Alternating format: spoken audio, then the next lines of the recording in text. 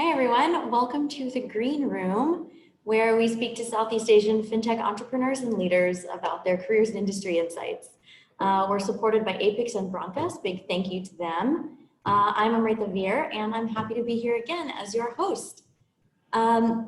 Today, we are speaking with Niki Luhur about fintech in Indonesia, not just about his journey as a founder, but also about the fintech ecosystem and policy in Indonesia.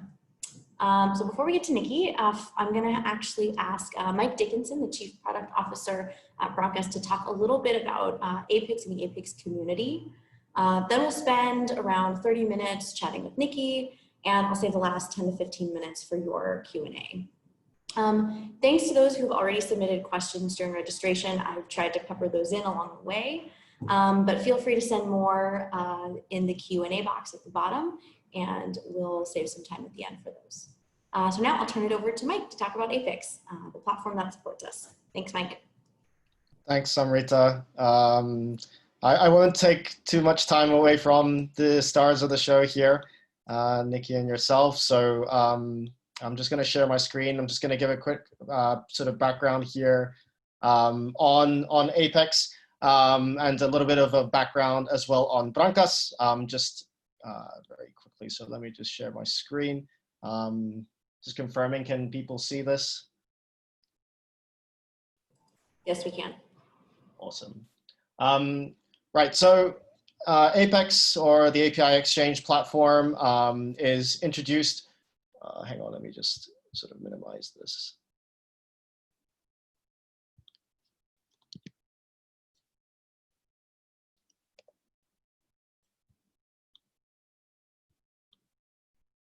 Try again. Yep, so the APEX platform was introduced and built by the ASEAN Financial Innovation Network. And it's the world's first cross-border open architecture platform for discovery, experimentation, and digital collaboration. AFIN is a non-for-profit entity formed by the Monetary Authority of Singapore, the International Finance Corporation, and is a member of the World Bank Group and the ASEAN Bankers Association. Yep. So those are the founding members. The corporate founding members are the AMTD Foundation and Mastercard. Strategic Advisory Council members are there as well, which of course Brankas is a part of. So just giving a very quick overview of what APEX is about, right? So really it's about how do we connect financial institutions to, and fintech companies, and whether it's from a business perspective or from a financial perspective, or even from a, of course, the technology component as well. APEX aims to ensure that fintechs have access to a lot of these services. So these include things like business development, right? So getting access to our regional network of financial institutions for access to new markets and getting in those sorts of introductions. One really big component here is about the ability to prototype. So APEX provides a platform of APIs serviced by its members, right? So that's you're able to go in and start effectively building out new use cases, new products, and the such. Of course, there's brand exposure by being on the platform. It's a one-stop marketing channel to increase your recognition.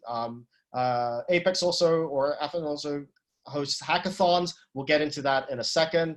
And there's an investments component, whereby the grants and the equity financing are provided. Last but not least, there's also there's learning and development for your teams, for your company, to get an idea for sort of, I guess what APIs are available, what information is available out there, what products are available out there on one platform. So it means that it's easier for you to go off and build the things that you need to. I'd also like to introduce a new initiative by APEX, the Hack Coliseum.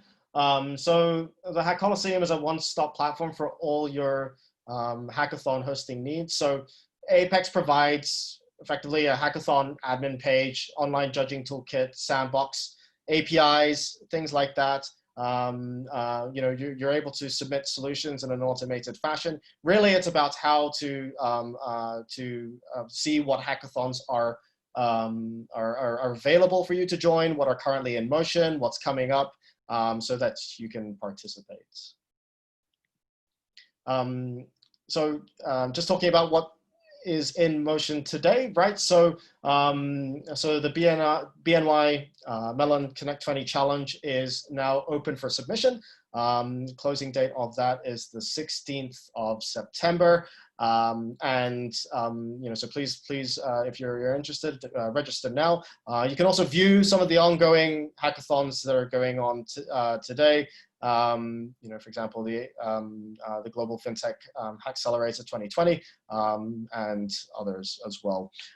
If you'd like to see more, the link is just down there at the bottom, and I believe we'll be sharing this presentation later with you so that you can access these. Finally, there are COVID-19 support programs which are provided by the APEX platform.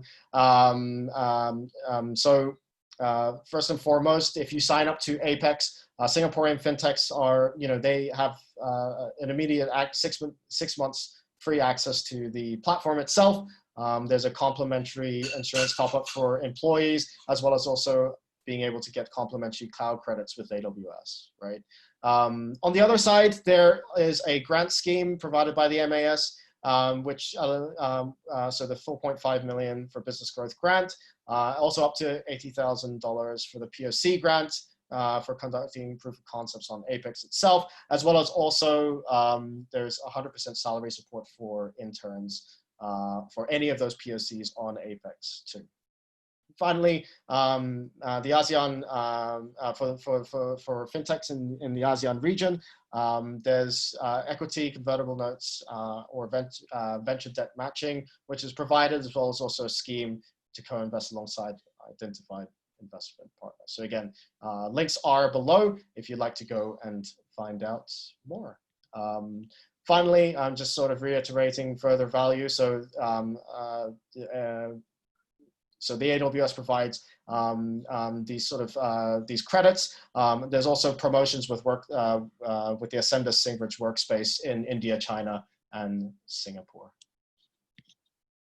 If you'd like to learn more, there's the APEX open community. Please go and follow the LinkedIn profile and receive updates there directly. And if anything else, there's the support email as well as the contact number. So that's just a little bit about APEX. I'm just going to stop sharing for a second. Thank you so much, Mike. If anyone has questions about APEX, please do send them to the Q&A box and we'll get those answered. Mike, thank you. Thanks to Brankas and thanks again to APEX for supporting this webinar. Now it is my pleasure to introduce Niki Luhur, the founder of payments fintech Kartuku and digital identity startup Vida. Niki is also the co-founder and chairman of AFTECH, the Indonesia FinTech Association. So Niki, thank you so much for being here with us today. Thanks for having me. Oh, it's wonderful. Let's talk about you and let's start with Kartuku. You founded Kartuku shortly after you finished your undergraduate studies in the US in 2006. And at that point in time, you were really a pioneer in the digital payment space in Indonesia. And you led Kartuku until it was eventually acquired by Gojek in 2018. So I'm wondering if you can tell us a little bit about Kartuku, how you decided to start a payments company at that time, 15 years ago. Okay, sure. No, so Kartuku was actually a turnaround situation. So Kartuku was initially a debit card network, and I think, long story short, was aiming to be the Nets of Indonesia.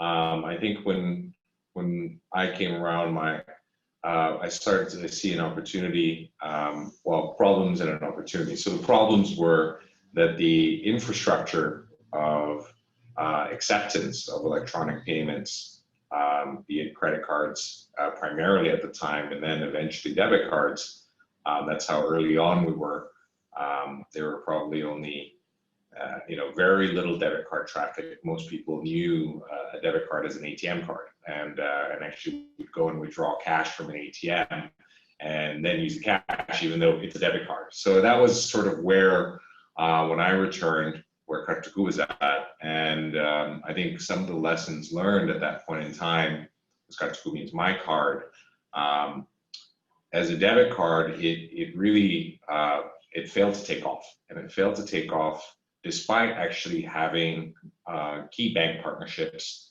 and actually a fairly large critical mass on the cardholder side. So there were already more than 8 million debit card holders.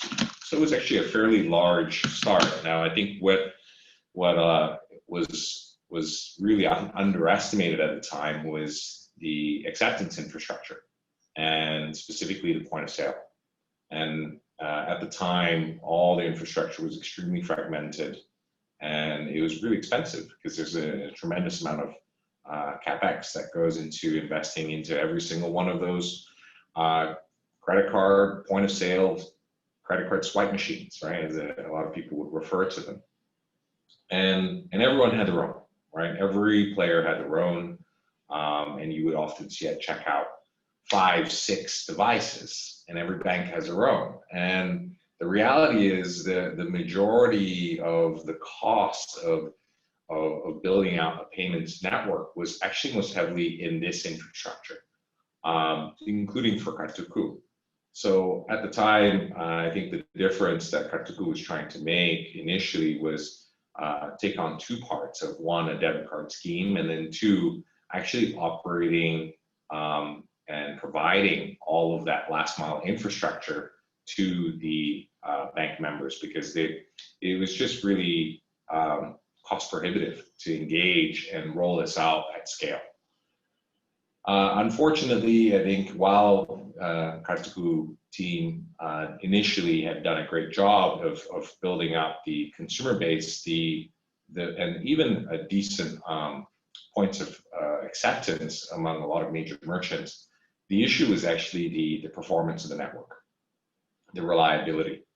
And because it was very inconsistent and services weren't very reliable and networks weren't reliable, there was really a bad user experience. And at the end of the day, it failed to really gain traction because of that. So I think the philosophy when I came in was taking a look at, I think when I came in was trying to turn around the company. And I looked at it and I said, look, I think it's a great goal. And while it's clear there's some underlying infrastructure that's missing there, why don't we become the partner we wish we had? And let's be the foundation and the infrastructure that future Kartukus, future payment instrument players, future schemes, whether it's debit or e-money, could share a common level of infrastructure, and we could accelerate overall the adoption of electronic payments. So that really became the philosophy. The philosophy was, well, we couldn't do it because we didn't really have the infrastructure and the partner of somebody who really strong service provider who's really strong in the infrastructure layer, who could solve a lot of the nitty-gritty last mile problems. And we did it in a philosophy of, let's just provide this as an open network for everyone.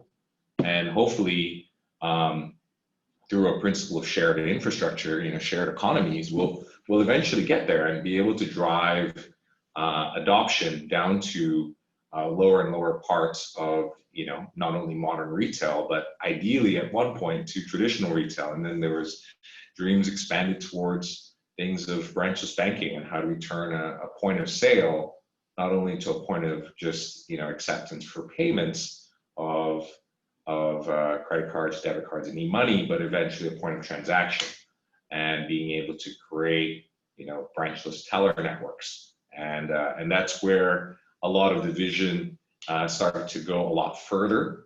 Maybe I'll stop there first. Oh, that was great, Niki. Thank you so much for sharing that. I really like that, becoming the partner that you wish you had, and creating that ecosystem for a lot of other players. I want to actually talk about the other end of your journey at Kartuku when it was acquired by Gojek in 2018. So I work for Grab, and as many of our listeners know, in Indonesia, we have a strategic partnership with another payments company called OVO. From an e-hailing perspective, it makes a ton of sense to work with a payments company, but I'm wondering from a payments provider perspective, you could have partnered with many players in the industry, in many industries. Why did this acquisition by Gojek make sense for Kartuku? So prior to the acquisition of Gojek, I think Kartuku had made quite a decent amount of headway in trying to develop shared infrastructure. We had 23 financial institutions on our network. We had rolled out about 180,000 points of sale across Indonesia, across 150 cities in Indonesia. So it was a pretty painful process, to be honest, setting up all the physical presence and the feet on the ground to actually go and physically deploy payment infrastructure in each store, train the cashiers, train the merchants, and perform the maintenance and look after the network and build a whole network operations center. So we had done a lot. I think we were quite early. In 2006 was definitely very early, but even by the time it was right around, I would say, 2015 onwards, we saw that the market was rapidly changing. And the market was rapidly changing in the sense of we were, as much as I think philosophically shared infrastructure, especially among the tech community, is something that everybody will generally agree with nowadays. It's not always a popular view. And I think in the early days, we did have our challenges to find what we call an anchor acquirer, right? So somebody who had the appetite to really push acceptance and not see infrastructure as a competitive edge or as a competitive edge against another acquirer or another payment network, but take a bit more of a long-term progressive view that the real competition is cash. And that really, if we all work together, as much as we may compete and for the same customers or the share of wallet, competing on infrastructure is not a really healthy level of competition. And actually that's an area where collaboration can really lead to a rising tide of all ships and lead to a bigger market share overall for everyone.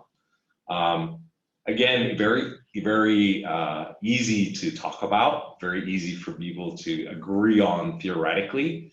But when it comes down to business interests, and a lot of times the short-term interests unfortunately win, and not everyone can afford to take those longer-term, more progressive views. So I think there was a lot of issues where, and beyond that, we saw that central bank was in Indonesia, Bank Indonesia had already acknowledged that they were going to set up some form of a national payment gateway. We thought that there was potentially a lot of movement in that shared infrastructure direction, but it didn't quite get there from a regulatory perspective. And without the regulators really stepping in, it's a bit difficult because it's sort of the tragedy of the commons, if you will, if you just leave things to free market forces. And these are examples, and you've seen it in the telco world with towers, of every telco building their own towers until eventually the regulator steps in and says, no, we should share towers, we should share the infrastructure, and it'll make the whole industry a lot more efficient and be able to do and focus on things like universal coverage, focus on making sure that infrastructure reaches the outlying areas rather than staying concentrated, in this case, at the same modern retail, at the same hypermarkets, at the same supermarkets, at the same F&B chains. And wanting to see it go further down, obviously, it's a bit of chicken and egg. The acceptance has to be there before the transactions can come and the adoption. And then, of course, the volume of transactions to get things to a sustainable level. So that is where it was, I would say, challenging. And we also saw, the rise in, of course, at that time of WeChat, sort of just taking the world by storm, and Alipay taking the world by storm. And I think that's when there was definitely a lot of interest in foreign investment, and there was a lot of M&A activity going on. So part of it, I would say, is the stakes were heating up, and that's a good or bad thing. I think in the end, change is coming. That was very clear. And then the question was, do we continue? And if so, what's our position? And as an independent, needing to, of course, make some strategic moves of doubling down and making sure that we have the right alliances in place, and or was it a time to potentially exit? And this is where I think at the time we looked at it, and some of the shareholders had been in there for quite some time, so I think there was definitely an appetite for exit. And beyond that, I think from the company's perspective, seeing Gojek as really trying to push the envelope to new areas of payment acceptance, especially leveraging the ecosystem very similar to Grab of all the drivers, the partners, and going to a new market and being able to push payment acceptance into a new ecosystem. E-money had been talked about ever since M-Pesa in 2006, and everybody had constantly been referencing M-Pesa for more than 10 years. But I think that was the first concrete example we saw specifically in Indonesia. And because Kartuku is in Indonesia and focused on Indonesia, we thought that Gojek was really an interesting direction for a company to continue on and have Gojek as an anchor in building out further payment adoption. Got it. So that was a big change for Kartuku. They went to Gojek, and you actually then started Vida, which is where you are now. You started Vida, digital identity startup. So I would love to transition and talk a little bit about Vida, what you do, and I know you have quite a large portfolio of offerings. So maybe talking about a little about the products in your portfolio. Yeah, so I think it was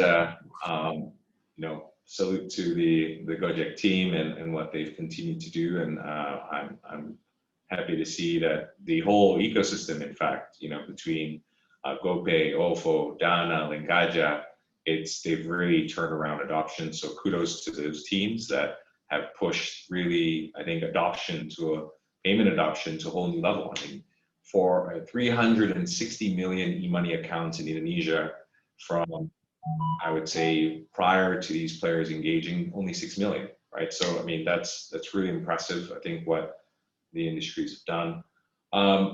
Frankly, for me, I think I had been, at that point, I took a bit of a sabbatical, and in between, it didn't last very long. But it was deserved, yes. It was about 12 years in payments, and I think at that point, and specifically acquiring. So it was a long time in a very niche focused space that I started to explore a little bit more. Actually, during my sabbatical, a bit of my passion projects that didn't quite materialize. I think we had dreams of pushing financial inclusion and dreams of really bringing access to financial services really at the bottom of the pyramid. And during my sabbatical, was very inspired by the work in India at Aadhaar and what they had done with digital identity and biometrics, and also seeing the Indonesian government, between the Dukcapil and the Ministry of Home Affairs, do a fantastic job of actually rolling out national ID coupled with deduplicated unique biometric identification to the majority of the population already at that point in time. So I actually had started, it wasn't actually intentional in the beginning to think about Vida in that way, but at the FinTech Association, so during Kartuku, I also got involved with founding the Indonesian FinTech Association, or AFTECH. And one of the first policy areas that we worked on, because I think as a result of seeing how, I think the players at that time, we weren't coordinated enough in uniting our voices about policy matters that we thought were important, especially on things like that aren't necessarily controversial, things like data security standards, things like interoperability standards. And then, of course, one of the other key pieces of infrastructure that everyone was advocating for, and not so much me from a Kartuku hat at the point in time, was around KYC and digital signatures. It was the #1 pain point that everyone sort of rallied behind. And this was fintechs and financial institutions. So banks, insurance companies, multi-finance, everybody unanimously agreed, including the regulators, including Central Bank, OJK, Kominfo. Everybody agreed that this was the key to driving financial inclusion and making overall adoption of digital financial services more ubiquitous. And I think at that point in time, we started to realize that, okay, everyone agrees, great. And I think a bit naively embarked on that journey, thinking, okay, everyone agrees, this shouldn't be so hard. But it was one of the most difficult challenges of the FinTech Association, because just getting everyone to, because there are so many stakeholders involved with different perspectives, sort of harmonizing all the regulations and really engaging who would be taking the lead for which pieces of KYC and digital signatures, and what would eventually turn into certificate authorities and digital certificates and digital signatures and legally binding digital signatures, which requires the Ministry of Law to also recognize that. I mean, there were so many stakeholders involved, and of course, the AML, CTF authorities. So it was bit off a lot more than we initially had imagined. But I think next thing I know, years on, realized I'd spent about 2.5 years at that point in time working on identity policy, and working on KYC policies and digital signature policies, and finally pushing it across the line and being able to work with the Ministry of ICT, for example, on setting up electronic transactions acts and certificate authorities and valid digital signatures. Then realizing, hey, this is a new opportunity. This is a new market.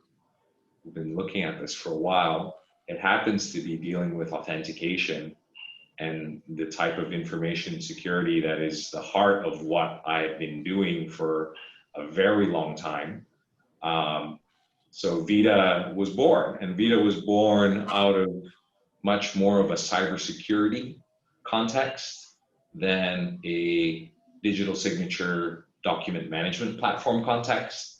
So I think that was where we identified that there was still an opening there in the market to work on multi-factor authentication, to work on improving cybersecurity standards, and not having to overload consumers or businesses with too much jargon and terminology around cryptography, and deliver a really simple user experience leveraging facial recognition to seem like, hey, all you're doing is a selfie, and you get rid of passwords and OTPs and PINs and all of this painful manual onboarding and all of these painful wet signatures. All of it, can be boiled down to the simple UX of a selfie.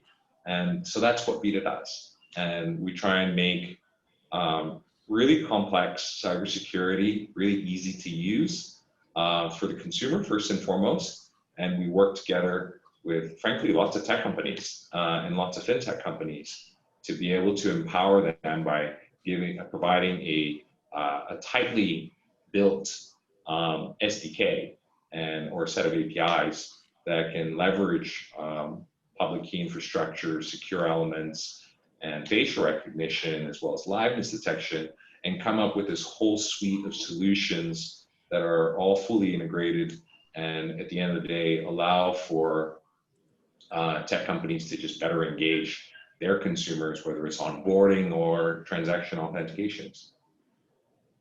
Thanks, Niki. That's quite the origin story, and so intertwined with AFTECH, which we are going to talk about. I am wondering, who are your customers at Vida, and what is the implication of this kind of technology for, mass market consumers, for banks, for even government regulators? Yeah, so I think, that is probably one of the more challenging questions. I think the fintech use cases are probably the most obvious, and I would say the simple part of what Vida does is, imagine Face ID is married with a government ID, right? So that's essentially what we do.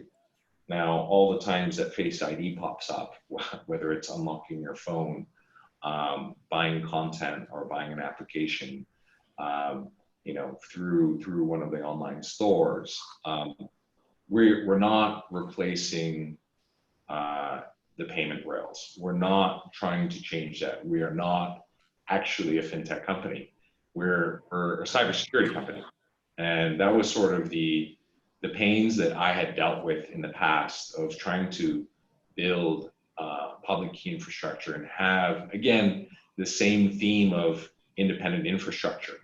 And I think this time round is actually taking a lot of the principles that we learned in payments, in the physical payments world, which has extremely robust security architectures, and bringing that into the mobile world, which is a lot easier said than done. And making sure that we are really positioned in an extremely neutral way, that again, we hope to be a platform, a utility of sorts, to help enable both large tech companies and enterprises to small startups to be able to implement best practice security from day one. Because the reality of it is cybersecurity is really expensive. It's really difficult to build. But at the same time, it's a bit chicken and egg. If you don't have it, scaling without it presents a lot of risk. And we're trying to figure out how to help with that barrier again of, a high entry barrier of not only capital, but technical expertise and know-how, and democratize it and make it easier for not only payments companies, but lending and peer-to-peer lending. In the end, we just want to get rid, our competitor is the ink and paper, right? And presenting a physical ID, and who knows where that information is going. And at the same time, trying to help companies quickly evolve to the latest regulatory waves around personal data protection, around new consumer demands, around privacy, that are all totally legitimate. But going through all of those audits and all of those, and setting up all that infrastructure, and ensuring neutrality, ensuring that consumer or a user's consent is properly obtained, and that information is securely stored, securely transmitted, and properly shared, and all those audit trails are properly maintained, is not an easy affair. And that's where we are a combination of trying to help with personal data protection acts and cybersecurity acts and online transaction acts. And we take away that complexity of, and in a sense, provide a level of reg tech. And that is the way we kind of see ourselves. So how do we help manage compliance that is needed in today's world, as cybersecurity issues only are becoming more and more needed, because the reality is cybercrime is at an all-time high, and that's not going away. That trend is only moving in one direction, right? So, and a lot of the way building secure architecture really takes that committed mindset from day one, and it's not easy. So that's where we have a really unique set of expertise that we focus on.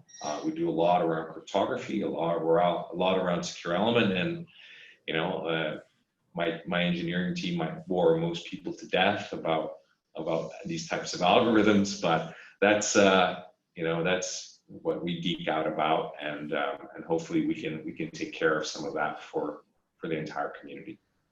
Yeah, that's great, Niki. I can see some parallels for sure around Vida wanting to replace pen and paper, going back to Kartuku wanting to replace cash in the market. So definitely a great way of thinking about the products that we want to pursue. Before we talk about AFTECH, I have to ask one more question on Vida.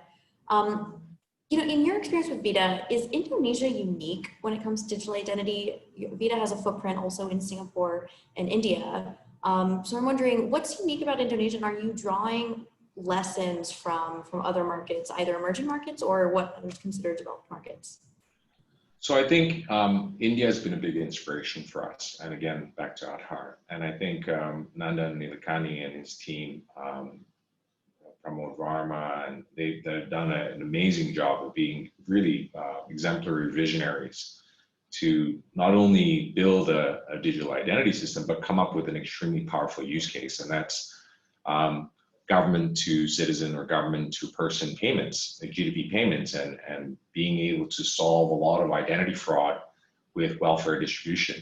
And I think that's been an incredibly inspiring story. It's something that at Kartuku, we have had a few projects in the area, but never managed to build the kind of scale that, of course, Aadhaar has been successful with transforming and reaching more than 260 million and opening 260 million in unbanked accounts and reaching down to the bottom of that pyramid.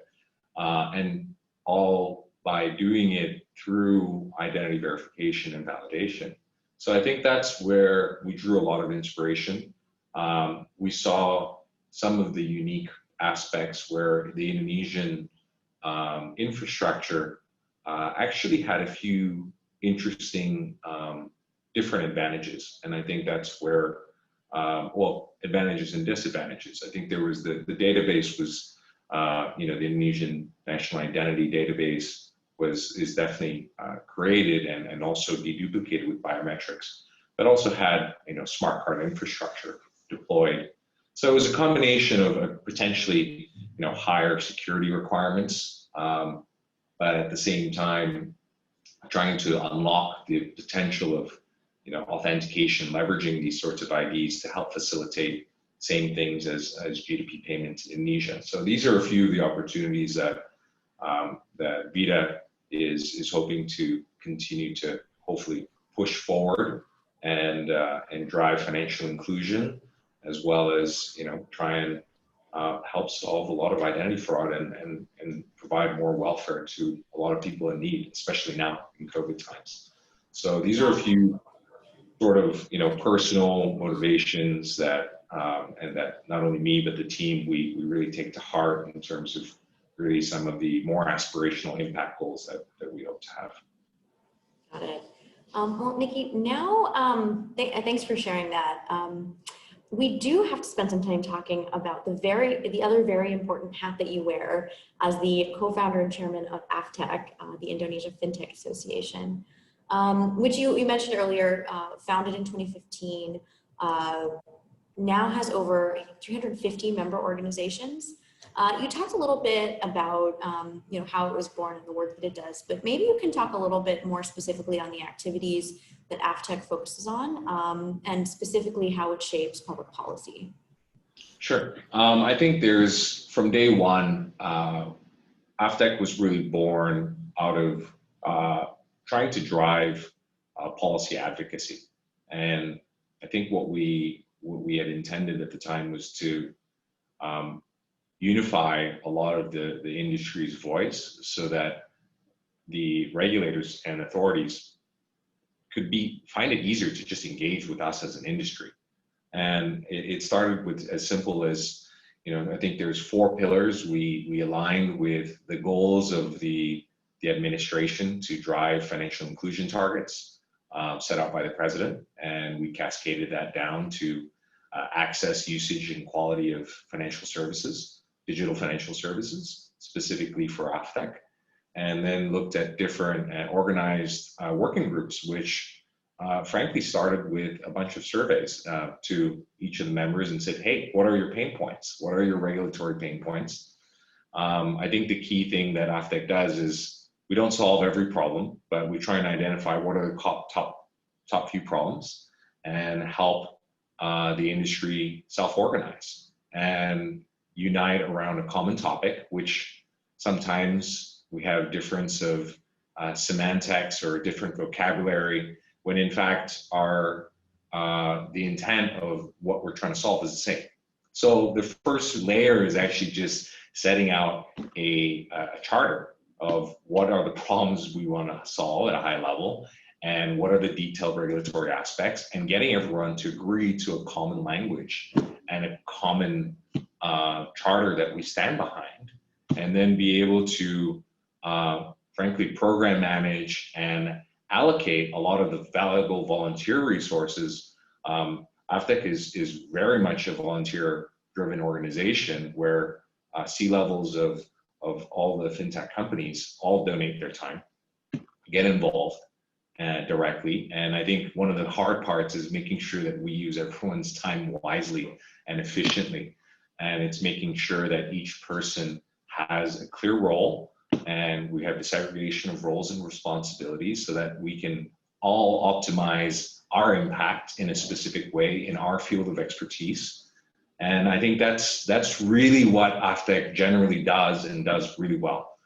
I think after that, and creating good cadences with regulators and creating a structured rhythm with OJK, the Financial Services Authority, or Bank Indonesia, our central bank, and then being able to facilitate a much more streamlined and organized conversation, and not raising 20 different points when in reality we only should be talking about 1, 2, or 3, and focusing that discussion, being able to provide the research, being able to do the homework on the policy front, working together with knowledge partners and consulting firms to be able to do global benchmarking, as well as working with law firms to actually go through legal and regulatory analysis and provide concrete examples of policy recommendations or changes that we would advocate, and be very specific about where the points were.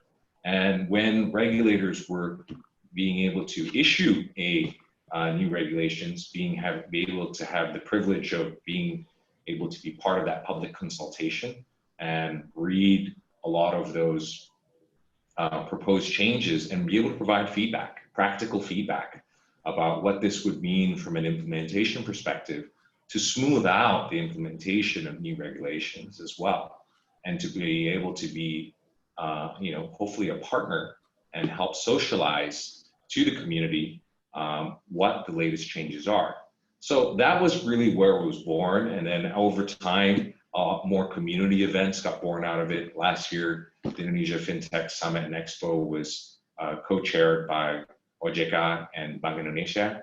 And from there, we managed to have a really good turnout of about more than 11,000 attendees to the expo, and we had over 1,000 delegates show up with over 25 panels of 100 plus speakers. So it was a fantastic event, and I think that's what encouraged us to get more involved in driving the community and knowledge sharing and best practices.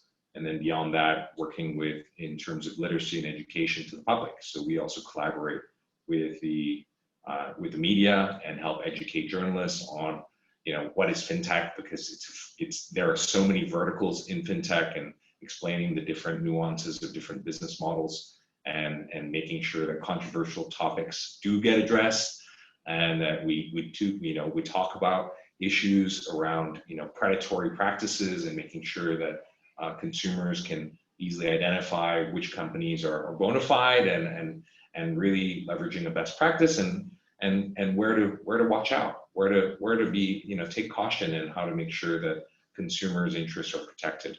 So that's generally where we work. The team has grown at AFTECH. We're proud of the secretariat. It's a 10-person team, and thank you to the Gates Foundation for supporting us and giving us the donor money to help scale up. And I think from there, we publicly share to all of our members all the research, all the white papers that's built. It's all free of charge. I think at the end of the day, it's just trying to help spread best practices and promote responsible and sustainable development of digital financial services. Great, thanks, Niki. Sounds like AFTECH is very busy doing many important things. We are actually getting to Q&A time, so anyone in the audience who would like to write in questions, please do. We actually have a great relevant one from the audience. Sheng is writing, thank you, Niki. I'm wondering about the different stages of setting AFTECH up and the interests of the different parties in the ecosystem. As you said, it's a very complicated ecosystem. So I think the first stage was really a loose alliance among some of the leading payments players, and we would joke around because we're competitors, but I think that's where the first stage, I think, took everyone to take a common that, hey, although we compete, let's work together on growing the industry and setting those differences aside and realizing that while we may compete day to day from a payment gateway perspective, our interests from a regulatory perspective are the same. And this is where we should collaborate. So I'd say that's the first and most important step. And getting, I would say, leadership of a lot of the fintech companies to have a meeting of minds and take that progressive view that, hey, if each one of us go to the regulators alone and have these fragmented conversations, the regulator's going to burn all their time just meeting us and hearing like 10 different company intros and pitches or 100 company intros and pitches. When are we going to talk about policy? Instead, if we actually self-organize and clear the clutter and have a really focused conversation, we can actually help because the industry, the regulators want our industry to grow. We have a common interest, but we ourselves have a responsibility to self-organize. And I think that was the first and most important stage. And I think the second was being able to be acknowledged by the regulators that, hey, we're credible and we're going to do the hard work. And we were given the opportunity, we were given the challenge by the chairman of OJK at the time. He told us, hey, we've been looking for you guys and we want to promote your growth. Our concerns are, how do you manage consumer protection? Okay, our concern number one, we want to promote your growth. We want to promote industry growth. However, please understand our perspective of the risk we want to mitigate. Number one, we want to ensure there's consumer protection. Two, make sure you mitigate money laundering and terrorism financing. Three, shadow banking. And basically, that's it. And four, avoid systemic financial risk. So we said, okay, that's simple enough for us. And things like data security standards really aren't controversial. And as a payments company back then, it would save us the hassle of getting audited, by every single bank, again on the same standard when we've already been independently audited. And it's because a lot of these standards weren't, officially recognized. We went through a lot of those pains. So I think that's where, there was a lot of just basic harmonization, regulatory harmonization, if you will. And I think once people start to feel that there's that benefit, immediate benefit, that, hey, if we pool our time together and we tackle a few common challenges together, it actually does help us all. And I think, more progressively now, as the FinTech Association has been appointed as a self-regulatory organization or a standard-setting body by OJK, now the expectations have gone up a lot higher. And it's really about how do we ensure the sustainable growth and make sure we also ensure that the illegal fintechs and predatory practices don't happen, and how do we take a more active sort of supervisory role. And I think that's where we started to engage a lot more independents and audit firms and accreditation firms. So it's not the FinTech Association that's auditing or supervising. It's how do we work within the industry as a whole, including our supporting partners, to help develop the right standards and get it accredited and have it be publicly recognized, that in the end we can ensure who has proper level of sort of data governance and compliance, for example, versus those that don't, and making sure that the level of risk mitigation and controls are appropriate to the tiering of, you know, sort of where each company is, so that we don't stifle, you know, startup growth by putting on a ton of compliance from day one. How do we make sure we tier it so that as the risk progressively increases, then obviously the amount of compliance also scales accordingly. So these are sort of the different stages, I would say. Is one is, you know, sort of first is that alliance, and then two is really getting to a concrete policy, common policy objective and getting some quick wins, and then starting to cascade and bring in and be inclusive to as many of the industry players, that everybody, and frankly, you know, whoever really wants to take an active role and volunteer their time and drive, you know, in a professional way, the right policy agenda on behalf of the industry's interests, and not, which, if your interests are industry interests, that's fine, but not just a pure self-interest. I think that's what made, that's what's been a big part of AFTECH's success. So hopefully that answers that question. Thanks, Niki. We've been talking a lot about, you know, AFTECH's role in shaping policy, but I actually, you know, we received a bunch of questions that were written in around the impact of personal relationships on this ecosystem. And I guess my question to you is, do you agree that it's necessary to have personal relationships to succeed in the Indonesian fintech environment? And if you do agree, do you see this as enabling or blocking innovation? I think to a large degree, personal relationships are needed in all business environments.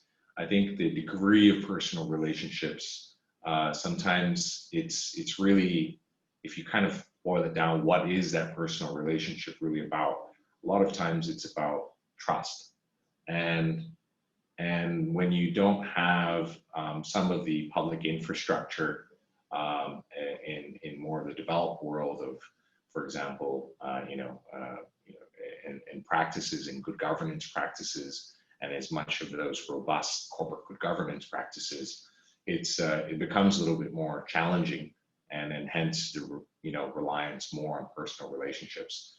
I think over time, as hopefully and this is something that AFTECH is trying to also do, is develop more and help adoption of internationally recognized standards, that over time becomes less about that personal relationship of how do I trust this payments company or another payments company, and it's about developing these clear accreditation standards that fall within international standards. And I think as that continues, hopefully that's where the industry can develop and become more open to more players. So I think that's really what is the fundamental issue, is that it's a nascent industry, and it still needs a lot of work. And I think the more, frankly, the community engages in shaping it proactively and not saying, that's not my problem, that's the government's job, that's not my job.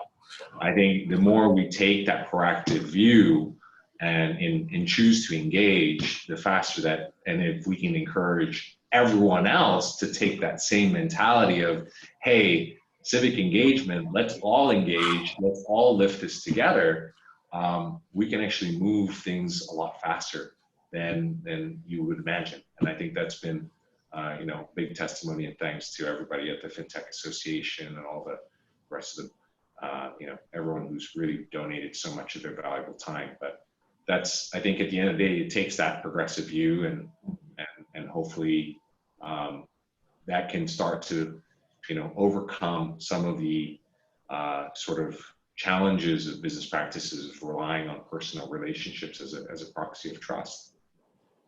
So Niki, that's an amazing vision, and I hope we get there quickly. What would you say to a fintech founder who may not have those personal relationships today, or maybe it's a foreigner who wants to set up shop in Indonesia? What would you tell them to do today to navigate the ecosystem? I think, in Indonesia, it always helps, and obviously now it's difficult in the COVID-19 context, but it helps to be on the ground. It helps to be on the ground. It helps to engage with the industry and industry players and just get to know people. And I think you'll be surprised how open people are to potentially exploring how to work together.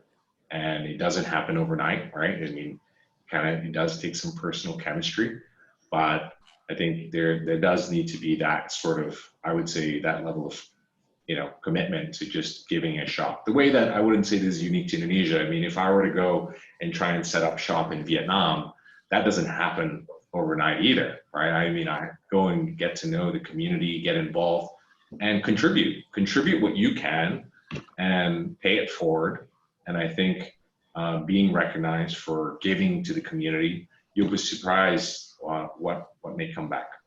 And I think taking that longer term views, as idealistic as it may sound, I can tell you that, when we started the FinTech Association, that's all the objective I had was pay it forward, give back to the community, and hopefully make it better for everyone else to move forward. And since then, made a lot of great friends and deepened my network and my relationships around the community, and that's helped me tremendously, especially with Vida. So I think it comes back in ways you won't expect.